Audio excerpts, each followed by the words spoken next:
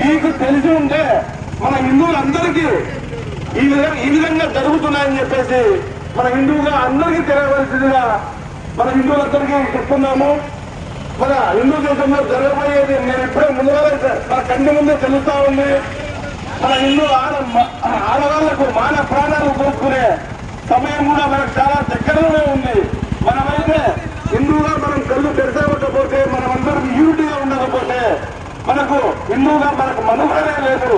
ఎందుకంటే బంగ్లాదేశ్ లో మన ఆస్తులు మన మాన ప్రాణాలు దోచుకుంటున్నారు. అదేవిధంగా మన ఆంధ్రప్రదేశ్ మన ఇండియాలో కూడా ముస్లింలు చాలా మంది ఎండవేరారు. వాళ్ళందరూ మనకే హిందువులు అనుకుంటున్నారు. అది జరగబోయేది మనకే జరుగుతుంది. ప్రతి ఒక్కరు ఆలోచించండి. మన ధర్మాన్ని, మన గుళ్లను, మన ప్రతి గుళ్ళో ఎక్కడ చూసినా టికెట్లు దర్శనానికి 500, 1000, 2000, 3000, 10,000 ఆ విధంగా దర్శనం టికెట్ పెట్టారు.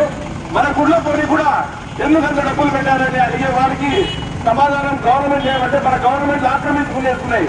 మన గుళ్ళలో ఆదాయం ఎక్కువ అవుతుంది. మనకు వచ్చే ఆదాయాన్ని ఇంకా వేరే ప్రధాన వాళ్ళకి జీతాలు కానీ వాళ్ళని అభివృద్ధి చేసే విధంగా వాళ్ళని జరగబోయే ఐదవ శంకరావారికి మనమందరము ఏకముఖంగా మనమందరం పోయి సక్సెస్ చేస్తే మన గవర్నమెంట్ కళ్ళు తెచ్చుకుంటాయి.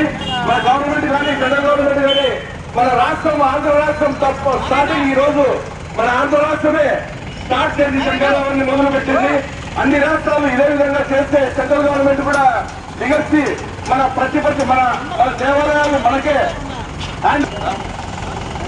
జై శ్రీరామ్, జై శ్రీరామ్, జై శ్రీరామ్, భారత్ మాతా కే, భారత్ మాతా